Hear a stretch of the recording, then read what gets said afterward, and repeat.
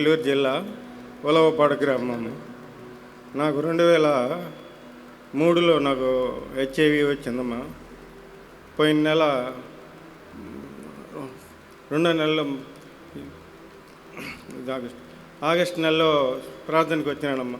అప్పుడు నాకు హెచ్ఐవి అని చెప్పిన రేవిజన్లు కూడా ప్రార్థన చేసి నెక్స్ట్ మంత్ నువ్వు పోయి రిపోర్ట్ తీసుకొని నార్మల్ రిపోర్ట్ వస్తుంది అన్నాడమ్మా.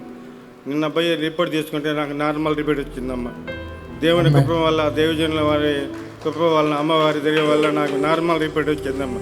ఇది దేవుడి కరుణించును గాక. ఆమేన్, హల్లెలూయా. చాలా సంతోషం, అద్భుతమైన సాక్ష్యం, అవునా కదా?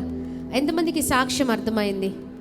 మరి ఇది 3వసారి మరి సహోదరుడు రావడము, మరి అద్భుతమైన రీతిలో, మరి చాలా భయంకరమైన మరి వ్యాధితో బాధపడుతున్న సమయంలో మరి వారు ప్రభు సన్నిధానంలో మరి వారి ఇక్కడికి రావడము, ప్రార్థన చేసుకోవడము, మరి వారు అనుకునే విధంగా వారికి తెలియకుండా వారు మరి ఆ వ్యాధితో మరి బాధపడుతూ ఉన్నారు కొన్ని సంవత్సరాల తరబడి. మరి దేవుడు అద్భుతమైన రీతిలో ఈ ఆరాధనలో పాల్గొన్న తర్వాత చాలా చక్కగా మరి వారి ఇక్కడ ప్రార్థన చేసుకోవడము, దేవుణ్ణి అడగడం, దేవ నన్ను స్వస్థపరచమని అడగడం, దేవుడు మరి చాలా విశేషకరమైన రీతిలో ప్రార్థించినట్లుగా దైవ సేవకులతో ప్రార్థన చేసుకొని ఇక్కడ ప్రార్థనలో పాల్గొని వారు ఇక్కడ నుంచి వెళ్ళారండి. మరి అంతా కూడా నార్మల్ రిపోర్ట్స్ని దేవుడు ఇచ్చారు, నిల్ రిపోర్ట్స్. గట్టిగా చప్పట్లు కొడదామా? ఇది గవర్నమెంట్ బుక్, వారి గవర్నమెంట్ బుక్ అన్నమాట. నిల్ రిపోర్ట్స్ వచ్చాయి.